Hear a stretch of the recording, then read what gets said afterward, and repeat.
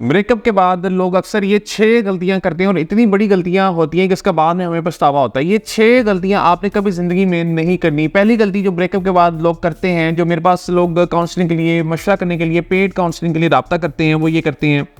Breakup के बाद ये 6 बहुत बड़ी गलतियां लोग करते हैं जो कि आपने नहीं करनी अगर आपका ब्रेकअप हो चुका है। मेरे पास जो लोग राब्ता कर रहे होते हैं पेड काउंसलिंग सेशन के लिए, वो मुझे सबसे ज़्यादा जो चीज़ बताते हैं वो ये, जो पहली गलती वो कर रहे होते हैं वो बेगिंग की, दूसरे के आगे हाथ जोड़ते हैं और लिखते हैं कि आई बेग यू, ये मसला सॉल्व कर लो, आई बेग यू मेरे पास वापस आ जाओ, आई बेग यू। यानी ये जो बेगिंग है ये आपने नहीं करनी, कभी जिंदगी में नहीं करनी। इसकी वजह ये है कि जब आप बेग करते हैं किसी दूसरे को पता चल जाता है कि ये बंदा मेरे बगैर सर्वाइव नहीं कर पा रहा और मैं इसकी एक बहुत बड़ी ज़रूरत बन चुका हूँ, तो दूसरा इंसान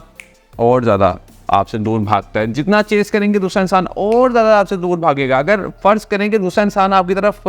आ भी रहा था वापस, तो वो अब नहीं आएगा जितनी ज़्यादा आप बेगिंग करेंगे। और बेगिंग से क्या होता है कि आप उसी साइकिल में इन्वॉल्व रहते हैं, आप कभी भी ज़िंदगी में आगे मूव ऑन कर नहीं पाते। सो याद रखिए कि बेगिंग आपने कभी भी नहीं करनी। दूसरी जो सबसे बड़ी गलती हम ये कर रहे होते हैं कि बेगिंग के बाद हम क्योंकि ब्लॉक हो जाते हैं,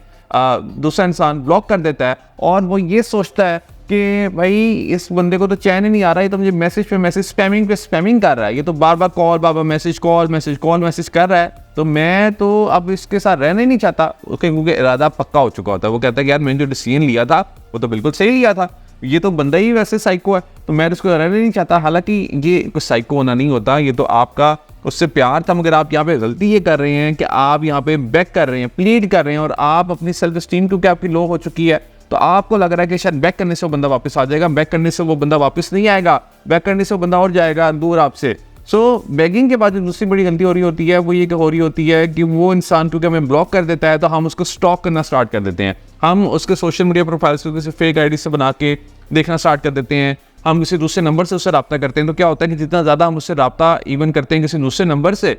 या किसी दूसरी आईडी से, उतना ज़्यादा हम मज़ीद अनअट्रैक्टिव हो जाते हैं और इससे हमारी सोच भी वहीं पर महदूद रहती है, हम वहीं पर स्टक रहते हैं। हमें लगता है कि शायद स्टॉक करने से, दूसरे नंबर से मैसेज करने से उसको एहसास हो जाएगा कि यार ये बंदा कितनी एफर्ट कर रहा है। हमारी एफर्ट की कोई कदर नहीं होगी, तब इसलिए कदर नहीं होगी क्योंकि वो लग रहा है कि यार इस बंदे को तो ज़रूरत है मेरी। तो आप तो तब हाथ आपने ऐसे किया हुआ ना, तो जिस बंदे ने हाथ ऐसे किया हो उसकी तो कोई इज्जत नहीं होती। तो याद रखिए कि सबसे पहले बेगिंग नहीं करनी, दूसरे नंबर पे आपने स्टॉकिंग नहीं करनी, यानी उसको डिफरेंट नंबर से, डिफरेंट फेक आईडी से तंग नहीं करना, चेज नहीं करना उसको, और अपने ऊपर भी ज़रा तरस खाना है और अपने आप को ज़रा मूव ऑन करवाने की कोशिश की तरफ लेकर के आना है, क्योंकि अगर आप ऐसा करते रहेंगे आपको अभी भी मूव ऑन नहीं कर पाएंगे। तीसरे नंबर पर जो हम गलती कर रहे होते हैं वो ये कर रहे होते हैं कि हम उसके और अपने म्यूचुअल फ्रेंड से बात करते हैं कि जी मेरा और इसका पैचअप करवा दो, मेरा और इसका मसला ज़रा हल करवा दो, और फिर अगर ये बात नहीं बनती तो हम अपने किसी और दोस्त से मशवरा लेना स्टार्ट कर देते हैं कि यार मेरे साथ ये सीन हुआ, मुझे बताओ मैं क्या करूँ। अब वो जो आपको राय देते हैं वो अक्सर गलत राय देते हैं क्योंकि वो एक्सपर्ट नहीं होते इस मामले में। और मेरे पास जो लोग आते हैं वो अक्सर अपना केस इतना ख़राब करके आते हैं कि वो ऐसी ऐसी राय लेते हैं दूसरों से कि उसके बाद वो और ज़्यादा अपना केस ख़राब कर देते हैं। सो याद रखिए कि फ्रेंड्स के साथ जितना आप डिस्कस करेंगे, जितना आप म्यूचुअल फ्रेंड्स के साथ इस चीज़ को डिस्कस करेंगे, उससे भी और मामला ख़राब होगा और उससे आपको और ज़्यादा याद आएगी उसकी। चौथी जो सबसे बड़ी गलती होती है वो होती है रीबाउंडिंग रिलेशनशिप में आ जाना। यानी ये हम करते हैं फ्रेंड्स से गलत मशवरे लेने के बाद कि हम ये सोचते हैं और हमारा फ्रेंड हमें ये सजेस्ट करता है कि भाई किसी दूसरे के साथ रिलेशनशिप में चले जाओ, तुम इससे निकल जाओगे। यानी ये एक होता है मुसीबत में आना और उसके बाद अगली मुसीबत पैदा करना,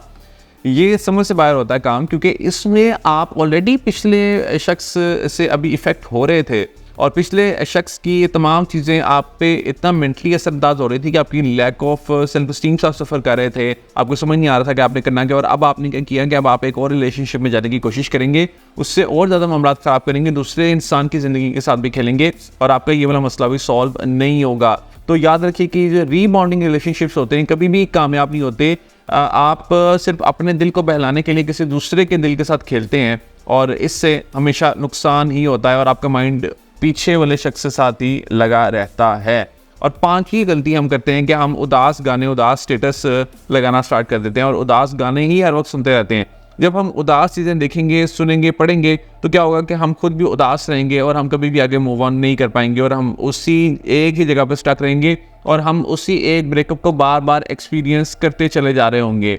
छठी जो सबसे बड़ी गलती हम करते हैं, और ये गलती तकरीबन सब लोग करते हैं, वो ये करते हैं कि ब्रेकअप के बाद वो तमाम एक्टिविटीज़ अपनी साइड पर कर देते हैं, रोक देते हैं और ये समझते हैं कि शायद अब हमें रेस्ट करने की ज़रूरत है, शायद अब हमें अपने इन तमाम कामों को करने की ज़रूरत नहीं है, अभी हमें बेड पर लेटे रहने की ज़रूरत है। इससे हम अपना और ज़्यादा नुकसान करते हैं और इससे हम अपनी सोचों में ही इन्वॉल्व रहते हैं, क्योंकि हमारे ब्रेन के पास कुछ और सोचने के लिए होता नहीं है, करने के लिए कुछ होता नहीं है, वो बोर हो रहा होता है और वो फिर उसी शख्स की यादों में गुम हो जाता है और इससे फिर हम उस मसले से कभी भी निकल नहीं पाते। अगर आप इस मसले को मेरे साथ डिस्कस करना चाहते हैं तो आप एक पेड काउंसलिंग सेशन बुक करवा सकते हैं। आप दिए गए नंबर पर व्हाट्सएप करके अभी अपना सेशन बुक करवाइए और इस मसले से बाहर आ जाइए। कोशिश करेंगे इन तमाम टिप्स को अपने दोस्तों के साथ भी शेयर करें ताकि वो भी कुछ नया सीख सकें। All the best.